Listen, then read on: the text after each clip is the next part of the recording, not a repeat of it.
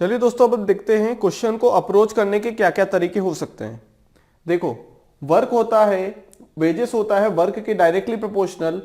ऐसा है तो वेजेस का जो रेशियो है वही क्या वर्क का रेशियो है, या फिर हम बोले कि जो वर्क का रेशियो है वही वेजेस का रेशियो रहेगा। ठीक है, वर्क होता है एफिशिएंसी मल्टीप्लाई बाय टाइम, ये हम पढ़ चुके हैं, efficiency multiply by time. Time अगर कांस्टेंट है तो वेजेस किसके प्रोपोर्शनल हो जाएगा, एफिशिएंसी के, तो वेजेस का रेशियो आएगा एफिशिएंसी के रेशियो के बराबर। एक चीज तो ये है। दूसरा तरीका, अगर हमारे पास वर्क नहीं गिवन है, वो नंबर ऑफ डेज गिवन है कि ए किसी काम को इतने दिन में करता है, बी किसी काम को इतने दिन में करता है, तो हमें बताइए अगर इन दोनों साथ में मिलकर काम करेंगे, इतना अमाउंट रिसीव करेंगे, तो बताइए ए का शेयर कितना है। ठीक है, तो यहां से भी देखो हमने वेजेस का रेशियो तो निकाला है, यहां से भी हम लोग निकालेंगे वेजेस का रेशियो। ये तरीके हैं दोनों वेजेस के रेशियो का निकालने के लिए। लेकिन जब भी वेजेस का रेशियो आ जाएगा तो उसे हमें अमाउंट में कैसे कन्वर्ट करना है, ये हमने यहां पे लिखा है। यहां ऊपर तक हमने क्या सीखा है, क्वेश्चन करने का तरीका। ये भी तरीका है एक, अगर वर्क गिवन नहीं है, नंबर ऑफ डेज गिवन है, तो हम लोग क्या फाइंड करेंगे, एक दिन का वर्क फाइंड आउट करेंगे, हम बोलते हैं एफिशिएंसी। तो जो एफिशिएंसी का रेशियो रहेगा फिर वही क्या हो जाएगा हमारा वेजेस का रेशियो। बात समझ में आ गई, जो एफिशिएंसी का रेशियो रहेगा वही हमारा वेजेस का रेशियो आ जाएगा। बात समझ में आ गई, वहां से भी यही चीज हो रही है। अगर वर्क नहीं गिवन है तो क्या हो जाएगा, हमें एक दिन का वर्क निकालना है, उसी का रेशियो ले लेना, मतलब एफिशिएंसी का रेशियो। एफिशिएंसी कैसे निकालेंगे, वर्क नहीं गिवन है तो कुछ भी मान लो, नंबर ऑफ डेज गिवन है तो हम लोग वहां से निकाल सकते हैं एफिशिएंसी। क्लियर है बात? ठीक है। अमाउंट रिसीव्ड बाय ए, क्या बोल रहे हैं, अमाउंट रिसीव्ड बाय ए। देखो, इसको भी करने के तरीके अलग अलग हैं। देखो, या तो वन डे वर्क निकालो या फिर एफिशिएंसी, दोनों एक ही चीज है। लेकिन अगर वन डे वर्क की बात करेंगे तो 1 अपॉन नंबर ऑफ डेज आ जाएंगे, 1 अपॉन नंबर ऑफ डेज आ जाएंगे। किसके लिए, वर्क 2 के लिए। जैसे क्या होगा हमारे पास, जैसे ए को लग रहे हैं 10 दिन, ए को लग रहे हैं 10 दिन, बी को लग रहे हैं कितने दिन, 20 दिन लग रहे हैं मान लो। तो एक दिन का work, one day work for A 1/10 हो जाएगा। One day work for B कितना हो जाएगा, 1/20 हो जाएगा। बात समझ में आ गई? ये वन डे वर्क है, तो इसी का जो रेशियो रहेगा, इसका जो रेशियो रहेगा वही वेजेस का रेशियो रहेगा। ठीक है, किसका रेशियो रहेगा, वेजेस का। बात समझ में आ गई? वन डे वर्क एक तरीका तो ये है। दूसरा तरीका क्या है, वर्क निकालो पहले, एफिशिएंसी मतलब 10 और 20 का एलसीएम मतलब 20 ले लो, ये आ जाएगा वर्क। अब efficiency of A 2, efficiency of B कितनी आ जाएगी, 1। ठीक है, तो यही क्या हो जाएगा, वेजेस का रेशियो। क्या ये दोनों चीज सेम है? बिल्कुल सेम है। यहां से ये चीज निकल सकती है, कैसे निकल सकती है, देखो, WA divided by WB wages का रेशियो। ये 1:10 है, मतलब 1/10, और ये 1/20। 20 ऊपर चला जाएगा तो 2:1। तो यहां से भी वही चीज निकली, यहां से भी वही चीज निकली। तो यहां तो एफिशिएंसी से सॉल्व कर लो। एफिशिएंसी से सॉल्व करने के लिए हमारे पास वर्क सोचना पड़ेगा, फिर डिवाइड करके एफिशिएंसी निकाल लेंगे। यहां पे फ्रैक्शन में हमारा पार्ट आ रहा है तो हम लोग जहां शेयर रखेंगे यहां पे, देखो इसे कैंसिल भी कर सकते हैं, यहीं से कैंसिल कर दो। ठीक है, अब देखो अमाउंट रिसीव्ड बाय कितना होगा, टोटल अमाउंट डिवाइडेड बाय ए का शेयर, बी का शेयर, सी का शेयर। अब शेयर मींस क्या है, वेजेस इन रेशियो। जो रेशियो में वेजेस हमने लिया है, वेजेस का जो रेशियो आएगा वो, अगर 1:2 आया है तो 1 + 2, और यहाँ पे क्या आएगा 1 + 2, और ये अगर 3 होगा तो यहाँ 3 1 + 2 हो जाएगा वहां पे। तो टोटल अमाउंट में मल्टीप्लाई कर देंगे जिसके बारे में पूछा गया है। अगर ए के बारे में पूछा गया है तो ये चीज तो सेम रहेगी, टोटल अमाउंट बाय तीनों के शेयर, टोटल अमाउंट बाय तीनों का शेयर। अगर ए के बारे में पूछा गया तो ए के शेयर से मल्टीप्लाई, दोनों के अमाउंट के बारे में पूछा गया ए और बी के लिए तो ए और बी का शेयर। बात समझ में आ गई? क्लियर है? अगर हम वन डे वर्क से जाएं, ये कहलाएगी भाई एफिशिएंसी, लेकिन अगर वन डे वर्क से जाएं हम लोग तो हमें डायरेक्ट देखते ही फॉर्मूले में रख देना है। फिर कैसे, टोटल अमाउंट, ए के बारे में अगर पूछा गया है, सिर्फ 2 क्वांटिटी हमारे पास ए और बी, ए के बारे में पूछा गया है तो टोटल अमाउंट दिया रहेगा, ए का शेयर हम लोग क्या कर देंगे, क्वेश्चन देखते ही 1/10 कर देंगे, एक दिन का वर्क, प्लस बी का शेयर 1/20 कर देंगे देखते ही। वहां वर्क की कोई जरूरत नहीं है, एफिशिएंसी की कुछ जरूरत नहीं है। ए का मल्टीप्लाई कर देंगे तो 1/10 का मल्टीप्लाई कर देंगे, बात खत्म। लेकिन अगर हम वर्क निकाले और एफिशिएंसी पे जाएं तो एफिशिएंसी आएगी 2 और 1। क्या आएगी, 2 और 1। अब यहाँ पे 2 + 1 और यहाँ पे 2 रखना पड़ेगा। तो या तो हम पहले एलसीएम ले लें या बाद में एलसीएम ले लें, बात तो एक ही रहेगी, क्योंकि अगर हमने 1/10 और 1/20 रखा तो यहाँ पे हमें एलसीएम लेना पड़ेगा। इससे अच्छा है हम लोग क्या करें, एफिशिएंसी ही निकाल लें, क्योंकि वहां भी एलसीएम लेना पड़ रहा है। तो वहां पे फ्रैक्शन की बात नहीं होगी, जब क्या हो जाएगा एफिशिएंसी, देखो 2 + 1, तो यहाँ 2 + 1 3 आ जाएगा, यहाँ 2 आ जाएगा, सिंपल सी बात। लेकिन अगर हम 1 डे वर्क रखेंगे यहाँ पे तो 1/10 + 1/20 इंटू 1/10, बात दोनों बराबर ही है, पहले एलसीएम ले लो या बाद में। तो हम लोग क्या करेंगे, एफिशिएंसी से जाएंगे। बात समझ में आ गई। Question number 3, X and Y can complete a piece of work in 12 days and 60 days respectively. They contracted to work together for 24,000 rupees. What will be the share of x? x का share क्या रहेगा। बात समझ में आ गई। क्या करना है क्वेश्चन में, देखो यहाँ पे वर्क नहीं गिवन है, यहाँ पे गिवन है नंबर ऑफ डेज। अगर नंबर ऑफ डेज की बात करें तो नंबर ऑफ डेज गिवन है, तो हम यहां तो क्या निकालेंगे, 1 डे वर्क निकालेंगे, एफिशिएंसी। बात एक ही है, 1 डे वर्क से अच्छा एफिशिएंसी निकाले, क्योंकि 1 डे वर्क के लिए हमने 1/12 करना पड़ेगा और 1/60 करना पड़ेगा। एलसीएम तो हमें बाद में भी लेना पड़ेगा, इससे अच्छा हम लोग क्या करें, पहले ही एलसीएम लेके एफिशिएंसी निकालें। ठीक है, X and Y, number of days कितने हैं, एक्स के लिए 12, वाई के लिए 60। वर्क निकालेंगे तो एलसीएम आ जाएगा 60, तो एफिशिएंसी ऑफ एक्स आ जाएगा हमारा 5 और एफिशिएंसी ऑफ वाई आ जाएगा हमारा कितना आ जाएगा 1। ठीक है, अब ये जो रेशो रहेगा 5:1, यही किसका रेशो रहेगा, वेजेस का, wages of X divided by wages of Y. ठीक है, यही रेशो रहेगा। बात समझ में आ गई। अब दोनों मिलके साथ में काम कर रहे हैं 24,000 के लिए, मतलब 5 + 1 6 मतलब 24,000, तो 1 मतलब 4,000। तो किसके लिए पूछा है, एक्स के लिए, तो 4,000 5 × 4 कितना आ जाएगा 20, कितना आ जाएगा यहाँ पे 20,000। बात समझ में आ गई। बात समझ में आ गई। या फिर हम अगर देखना चाहें तो ऐसे भी देख सकते हैं, किसके शेयर पूछा है, एक्स का शेयर पूछा है, तो हमने अभी पढ़ा था एक्स का शेयर पूछा है ना, रुपीस में पूछा है, रुपीस में पूछा है ना। देखो शेयर ये भी है और शेयर ये भी है, ये रेशियो में शेयर है, ये हमारे अमाउंट में है, दोनों का मतलब वही है।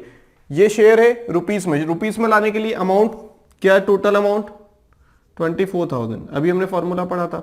और यहाँ पे जो शेयर है ए का, एक्स का जो शेयर है वो 5 है, ये रेशियो में है। ठीक है, ये रेशियो वाला शेयर है, +1 रेशियो में इंटू 5, ये 6 4 4,000 आ जाएगा इंटू 5, कितना आ जाएगा ₹20,000। बात समझ में आ गई। क्योंकि ये हमें जो शेयर वहां पे रखना है फॉर्मूले में, वो रखना है रेशियो में जो वेजेस का शेयर आ रहा है, लेकिन ये शेयर कभी कभी अमाउंट बोल देता है, कभी कभी शेयर बोल देता है। बात समझ में आ गई। कैसे करना है हमें, वर्क निकालो, एफिशिएंसी, एफिशिएंसी का रेशियो रहेगा वही वेजेस का रेशियो रहेगा, और फॉर्मूले में रख देना है। शेयर एक्स का शेयर पूछाएगा तो total amount divided by total share का जो रेशियो रहेगा वो इंटू 5। या फिर ऐसे भी कर सकते हैं कि 5 और 1 है ना, क्या है 5 + 1, अगर ये किसके बराबर है 6,000 के बराबर, किसके बराबर, सॉरी 24,000 के बराबर, दोनों को मिला के है ना 24,000 के बराबर। तो एक किसके बराबर 24,000 पर 6 मतलब 4,000। किसके लिए पूछा है, अगर y के लिए पूछता तो 1 से मल्टीप्लाई, तो ये आ जाता रुपीस। अगर 5 के लिए बोला गया है तो कितना आ जाएगा, 5 के लिए बोला गया है तो 5 × 4,000 यूनिटरी मेथड, कितना आ जाएगा ₹20,000। यहां से भी कर सकते हैं, लेकिन हम लोग बेसिक फॉर्मूले से जाएंगे, क्योंकि यहां से जाएंगे तो कंफ्यूजन भी हो सकता है। ठीक है, तो बेसिक सा फॉर्मूला याद रखेंगे। वर्क नहीं गिवन है तो सबसे पहले एफिशिएंसी पे जाएंगे, एफिशिएंसी का जो रेशियो रहेगा वही वेजेस का रेशियो रहेगा। जब वेजेस आ जाएंगे रेशियो में तो हम लोग फॉर्मूला लगा देंगे यहां से, और टोटल अमाउंट हमें ऑलरेडी गिवन होता है। Question number 4, a sum of money is sufficient to pay A's wages for 21 days and B's wages for 28 days। बात समझ में आ गई। The same money is sufficient to pay the wage of both for. Question बोल रहा है कि अगर ए काम को करेगा 21 दिन में तो उसे कुछ पैसे मिलेंगे, बी कुछ काम करेगा तो उसे 28 दिन में कंप्लीट कर पाएगा।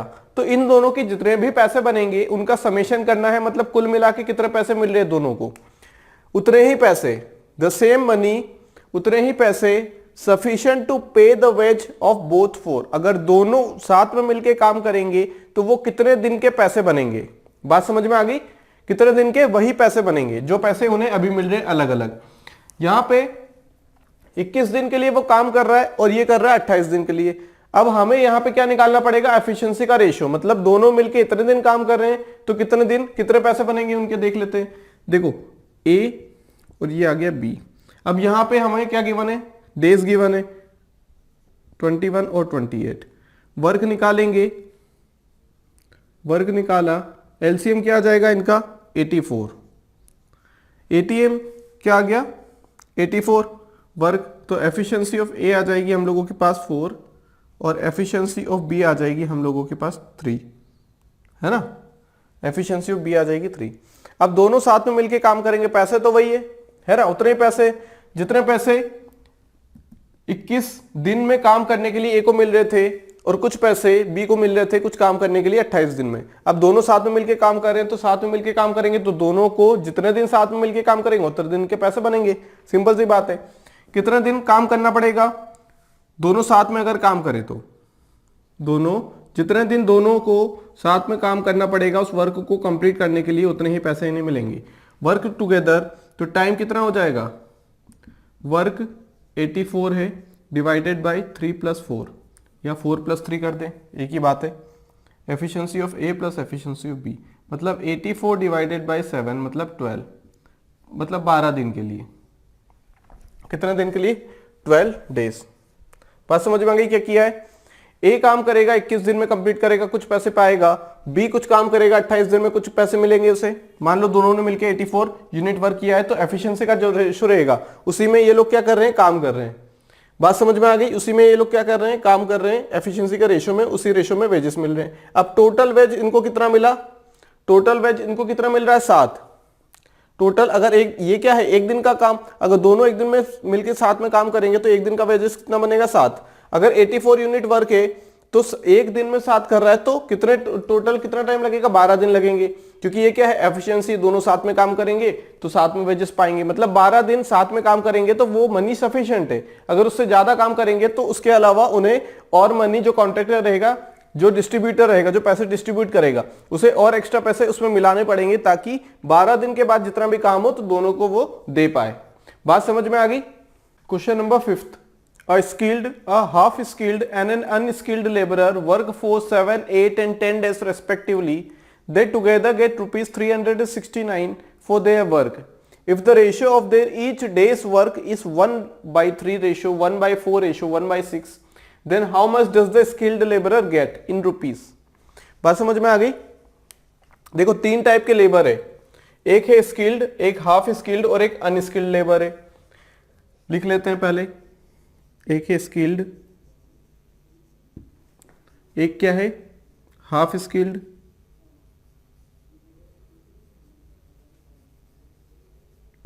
और एक है अनस्किल्ड। 3 टाइप के लेबर है, ठीक है। अब they work for 7, 8 and 10 days. ये 7 दिन काम करता है, ये 8 दिन काम करता है और ये 10 दिन काम करता है। And they together get rupees 369 for their work. If the ratio of the each day's work, मतलब एफिशिएंसी की बात की गई है, मतलब एफिशिएंसी 1/3, 1/4, 1/6। क्या हम इसे फ्रैक्शन से कन्वर्ट कर सकते हैं किसी और चीज में? हाँ बिल्कुल कर सकते हैं, एलसीएम से। कैसे कर सकते हैं? एलसीएम से। एलसीएम कितना आएगा, 3, 4, 6 का 12 आएगा, तो ये आ जाएगा। ऐसे नंबर से मल्टीप्लाई कर दो, सुनो, एलसीएम से मल्टीप्लाई कर दो, जो इनका नीचे वाले का एलसीएम आया ना उससे मल्टीप्लाई कर दो। एलसीएम क्या आया, 12, 12 से मल्टीप्लाई कर दिया तो ये 12/3 हो जाएगा, ये 12/4 हो जाएगा, ये 12/6 हो जाएगा। तीनों कैंसिल कर पाएंगे, ठीक है। कितना आ जाएगा ये, 4/3/2, 4/3/2, और ये टाइम का रेशो आ गया। अब ये 4/3/2 क्या है, एफिशिएंसी का रेशो। एफिशिएंसी का रेशो या 1 डे वर्क का रेशो। इसे हमने कैसे किया, देखो, अगर हम 12, 12, 12 को कैंसिल करते तो 3, 4, 6 ही तो बचेगा। मतलब ये भी क्या है, रेशो में है, ये भी क्या है, रेशो में है। हमने इस चीज से यहां पे कन्वर्ट कर लिया। कैसे? अब कोई ऐसा ना सोचे कि यहाँ पे 12 का मल्टीप्लाई क्यों कर दिया, यहाँ पे हम कर सकते हैं। क्यों कर सकते हैं? क्योंकि रेशो है, हमें किस में चाहिए। अब देखो इसमें 12 से डिवाइड करेंगे, यहां भी, यहां भी, यहां भी। अगर रेशो ले लें तो रेशो से 12, 12, 12 कैंसिल हो जाएगा तो 1, 1 ही तो बचेगा। इससे अच्छा हमने 12 कर दिया उसे और फ्रैक्शन से हटा लिया। 4, 3 और 2 आ गया। ये डेज हैं, ये क्या है हम लोगों के पास, डेज है, नंबर ऑफ डेज, और ये क्या है, एफिशिएंसी। अब यहां से वर्क का रेशियो आ जाएगा। वर्क क्या होगा, efficiency multiply by time. Work क्या होगा 1/3, सॉरी 7 इंटू 4, यह आ जाएगा वर्क। यहां वर्क क्या होगा 8 इंटू 3, यहां वर्क क्या होगा 10 इंटू 2। अगर यहां पे कंफ्यूजन हो ऐसा कि ये हमने क्यों किया है, तो हम लोग यहां से भी सॉल्व कर सकते हैं, आंसर सेम आएगा, आंसर में कोई चेंज नहीं आएगा। 7 इंटू 1/3 कर देंगे, 8 इंटू 1/4, 10 इंटू 1/6, वहां से भी सेम आंसर आएगा। ये वर्क आ गया, वर्क का रेशियो आ गया, वर्क रेशियो। बात समझ में आ गई। अब ये जो वर्क का रेशियो रहेगा, यही किसका रेशियो रहेगा, हमारा वेजेस का रेशियो रहेगा। यही होता है ना, वर्क का रेशियो ही तो वेजेस का रेशियो रहेगा। अब हमने क्या करना है, 369 किसके लिए पूछा गया है, स्किल्ड लेबर के लिए, ठीक है, शेयर पूछा गया है। स्किल्ड लेबर, स्किल्ड लेबरर के लिए, ठीक है, रुपीस में पूछा गया, क्या होगा, टोटल अमाउंट होगा 369। अब जो वेजेस आया है हम लोगों का, जो वेजेस आया है रेशियो में, वो क्या है 28। कैंसल हो सकता है क्या कुछ, बिल्कुल कैंसल हो सकता है, रेशियो में लेना है। कैंसल करेंगे तो देखो 2 से कैंसल हो जाएगा, किससे हो जाएगा कैंसिल, 2 से, 4 से भी हो सकता है, हाँ 4 से भी हो सकता है। तो 7 6 4 से गया ना, और ये 24 से गया तो 5, कितना आ जाएगा 7 6 और 5, कितना आ जाएगा 7 6 और 5, रेशियो ले लिया 7 + 6 + 5। किसके लिए पूछा, स्किल्ड के लिए, स्किल्ड के लिए था 7, कितना आ जाएगा 11 18 आ जाएगा। 369 डिवाइडेड बाय 18 मल्टीप्लाई बाय 7। अब ये 9 से कैंसिल हो सकता है क्या, 9 41 टाइम्स, 9 2 जा 7 4 जा 28, 287 डिवाइडेड बाय 2, इसका मतलब 143.50। ये क्या आ जाएगा रुपीस में, रुपीस 143.50, ये आ जाएगा आंसर। बात समझ में आ गई, क्या किया हमने, यहां पे हमें दो चीजें गिवन थी जो हमें चाहिए वर्क निकालने के लिए। सबसे पहले तो हमें रेशो, क्वेश्चन में बोला क्या गया है, स्किल्ड लेबर को कितने रुपए मिलेगा, मतलब उसका कितना शेयर है। अगर हम शेयर निकाल लें, वेजेस निकाल लें, क्योंकि यहां पे टोटल अमाउंट गिवन है 369, ये हमेशा दिया रहता है। क्या चाहिए, अगर फॉर्मूले के हिसाब से देखें तो हमें एक चीज चाहिए जो कि क्या है, रेशियो, किसका, वेजेस का रेशियो। वेजेस का रेशियो कैसे आता है, वर्क के रेशियो से। अगर नंबर ऑफ डेज सेम है तो किससे आएगा, एफिशिएंसी के रेशियो से। लेकिन यहां पे नंबर ऑफ डेज भी गिवन है, 1 डे वर्क भी गिवन है, ईच डे वर्क मतलब 1 डे वर्क, या फिर एफिशिएंसी बोल दें, एफिशिएंसी तो है। अब वर्क निकालना, वर्क का रेशियो, डेज गिवन है देखो 7 8 और 10, 7 8 10 तीनों के लिए। वर्क गिवन है हमारे पास, सॉरी एफिशिएंसी गिवन है इनडायरेक्टली वे में, 1/3 1 डेज वर्क है, 1/3 1/4 1/6। अगर हम देखें यहां से करना चाहें तो भी कर सकते हैं। देखो ये तो हमने इसको कन्वर्ट किया था किसमें, ये कब हो रहा है, जब हमने उस चीज को कन्वर्ट कर लिया है, ठीक है, इंटीजर में। अगर यहां से करना चाहें तो भी कर सकते हैं। देखो कैसे, स्किल्ड लेबर के लिए कितना आ जाएगा 369 ऑलरेडी था। अब वर्क क्या आ जाएगा, देखो वर्क की बात करें तो 7/3, 8/4, 10/6। इसे कैंसिल भी कर सकते हैं, लेकिन यहां पे हमारे पास स्पेस नहीं है, तो वर्क हम कैसे निकालेंगे, वर्क हम कैंसिल नहीं करेंगे। यहां से कैंसिल करना चाहें तो भी कर सकते हैं, लेकिन अभी नहीं करेंगे क्योंकि स्पेस नहीं है। तो कितना आएगा वर्क, 7 × 1/3, 7/3। यहां से कितना आएगा 8 × 1/4 मतलब 2, कैंसिल हो जाएगा ये तो। 10/6 मतलब कितना आ जाएगा ये, 10/6 मतलब 5/3, मल्टीप्लाई बाय कितना 7/3। स्किल्ड के लिए पूछा है तो वर्क क्या आएगा 7/3। यहां से भी आंसर सेम आएगा। देखो कितना हो जाएगा 5/3 + 7/3 12/3 मतलब 4, 4 मतलब 369, 4 + 2 6 हो जाएगा, ये 7/3। अब ये देखो ये आ गया 18, इन दोनों को मल्टीप्लाई करो तो 369 × 7 डिवाइडेड बाय 18। यहां से भी ये है, यहां से भी यही है, आंसर कितना आ जाएगा यहां से भी, रुपीस 143.50। तो जरूरी नहीं है कि हम लोग कैंसिल करें, जरूरी नहीं है कि हम लोग कैंसिल करें। हम कैंसिल इसलिए करते हैं या फिर इंटीजर में कन्वर्ट इसलिए करते हैं ताकि हमारे पास, देखो यहां पे डिनोमिनेटर में क्या आ रहा है फ्रैक्शन वाली वैल्यू यहां आ रही कि नहीं, तो यह डिनोमिनेटर में फ्रैक्शन वाली वैल्यू ना आए इसलिए हमने कन्वर्ट कर लिया है उसे किसमें, इंटीजर में। ये हमें आगे भी काम आएगी ये चीज कि कैसे करना है हमें कन्वर्ट, ठीक है, कैसे कन्वर्ट करना है।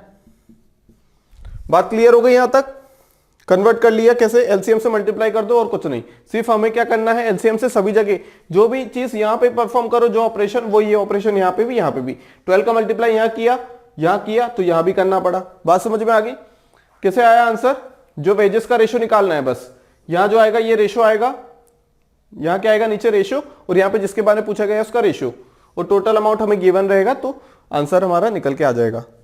Question number 6, A, B and C are employed to do a piece of work for 575 rupees. A and C are supposed to finish 19 by 23rd of the work together.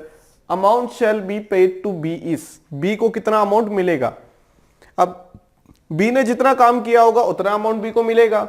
बात समझ में आ गई, जितना अमाउंट जितना काम किसने किया है, B ने किया है, उतना ही उसे अमाउंट मिलेगा। मतलब B का जो वर्क रहेगा, B का जो वर्क रहेगा उतना ही उसे अमाउंट मिलेगा या फिर वेज मिलेगा। बात समझ में आ गई, जितना वर्क करेगा, कितना वर्क करेगा, ए और सी, ए प्लस सी ने कितना वर्क कर दिया है 19 by 23, ठीक है, 19 by 23 ये क्या है वर्क, ए और सी ने मिलके किया है। तो रिमेनिंग वर्क जो रहेगा 1 माइनस 19 by 23, ये वाला वर्क कौन करेगा, ये वाला वर्क कर रहा होगा बी, ऑब्वियस सी बात है, 4 by 23। बात समझ में आ गई। अब क्या करें, ये जो वर्क का रेशो है वही क्या रहेगा, किसका रेशो रहेगा, वेज का। अब देखो तीनों ने मिलके काम किया है, ए बी और सी, जब तीनों मिलके काम करते हैं तो कितने रुपए लेते हैं 575 रुपए लेते हैं। अब करना कैसे है, देखो a plus C plus B, तो कितना हो जाएगा, ये 1 हो जाएगा। ऐसा हम बोल दें कि a plus C upon B, तो 19 by 23 और 4 by 23, ये किसका रेशो है, वेजेस का रेशो है। किसका रेशो है, वेजेस का रेशो है। बात समझ में आ गई, या इसको ऐसे लिख देते हैं 4:23। ये वर्क का रेशो तो है ही, साथ में वेजेस का भी रेशो है, ए प्लस सी, और ये वेज किसका, बी का। अब क्वेश्चन में क्या निकालना है, amount shall be paid to B, B को कितना अमाउंट मिलना चाहिए, है ना, यही बोला गया है। अमाउंट फॉर बी कितना होगा, टोटल अमाउंट तीनों मिलके साथ में काम करेंगे तो 575 रुपीज। मतलब यहां पे कितना हो जाएगा, share of A plus C, है ना, वेज का रेशियो है ना ये, plus share of B multiply by share of B, यही होगा ना, क्या होगा, यही तो होगा, multiply by share of B. बात समझ में आ गई, क्या किया है, टोटल अमाउंट डिवाइडेड बाय, अगर इसे ठीक से क्लियरली लिखें हम लोग तो क्या लिख सकते हैं,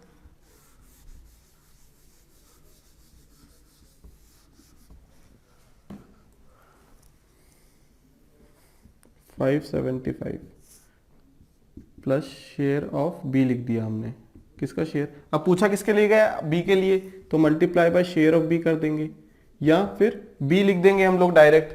क्या है वो, वेज का रेशो जो रहेगा, किसका रेशो, वेज का रेशो, जो वेजेस का रेशो रहेगा 575 divided by A plus C by B. A plus C क्या है 19 by 23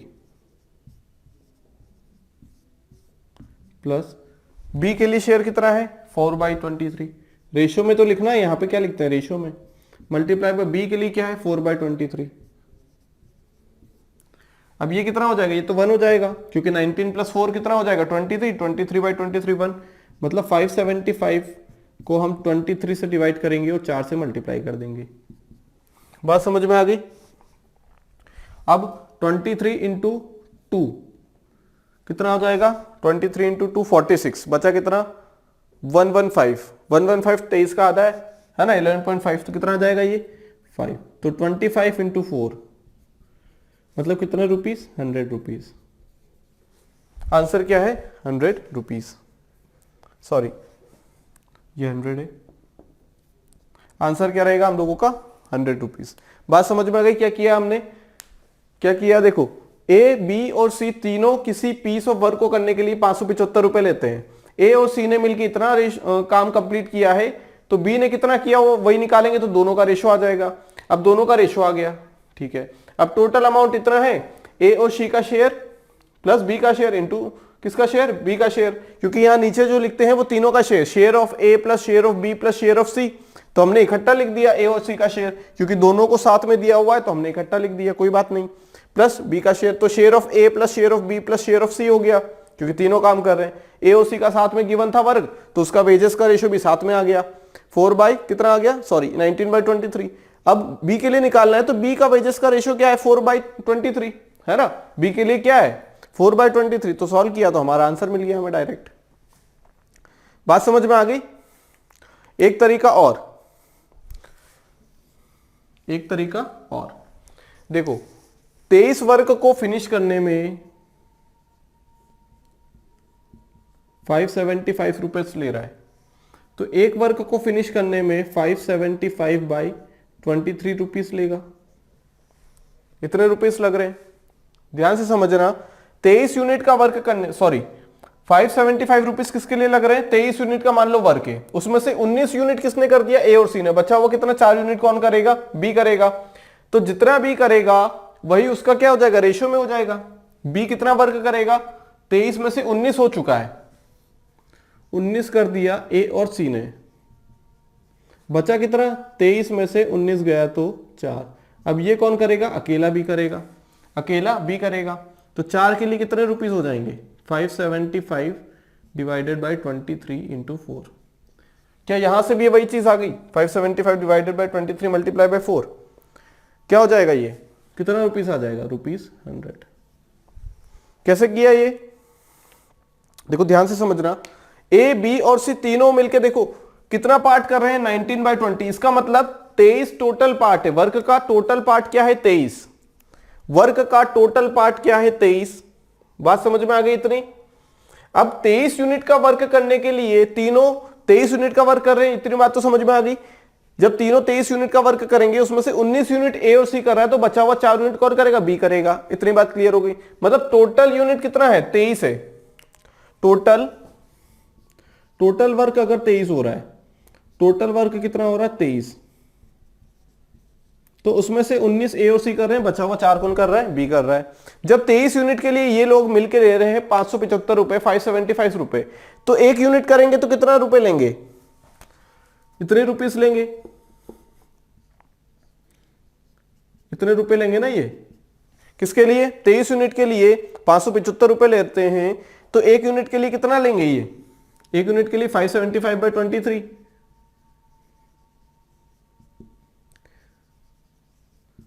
पर लेकिन बी को एक यूनिट की वैल्यू आ गई यहां से कितनी, 575/23, ये एक यूनिट की वैल्यू है।